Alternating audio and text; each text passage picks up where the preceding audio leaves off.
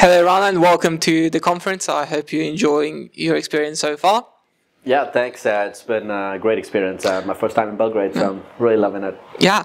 So could you tell me the difference between cognitive AI and the more traditional AI models that we've been seeing recently? Yeah, I mean, to think of cognitive AI is essentially a model that mimics the human thought process, and it's different from traditional AI from a perspective that it's adaptable and it's self-learning. So if you think about traditional AI, it's largely using predetermined algorithms and rules to arrive at certain decisions.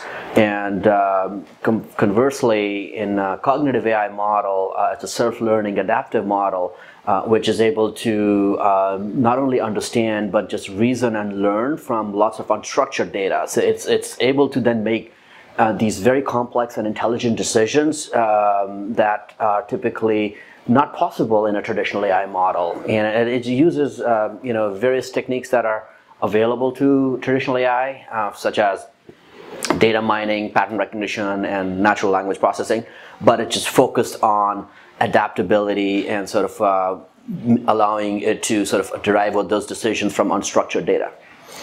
And what fields has cognitive AI broken into, so to say, and what fields do you see it having the greatest potential to break into in the near future?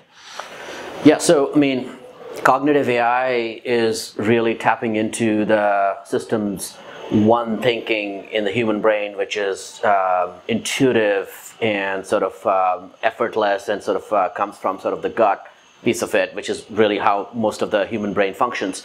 And those interactions are very meaningful in any situation where two humans are coming together to interact, converse, and solve a business problem. Call centers is an obvious low-hanging fruit where there's a lot of traction in that space, but also human-to-machine interactions where you're building these experiences where you're talking to a machine.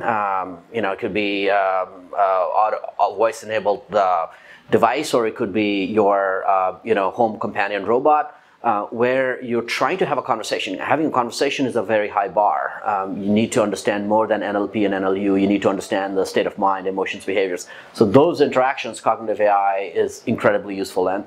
And then more recently, there's a lot of emphasis of using AI for the national security and the defense purposes. And so a lot of these advanced cognitive AI models are being used for national security. In fact, we're deeply engaged in that space as well, where we're applying it for the use cases that are used by intelligence agencies, etc. Thank you for that. Do you have any tips for anyone wanting to get into the field of cognitive AI and then also AI in general?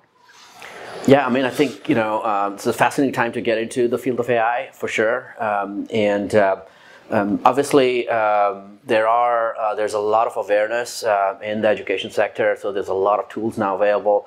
I personally feel that it's easier than ever to sort of understand the basics. I mean, learn Python and maybe some other aspects of R and other ML models, and then go and apply it to a problem or a use case that is of a personal interest to you. And I think that's the best way to start to learn, which is like, I'm just curious about that, and let me see if I can make a dent with some of my own personal implementations.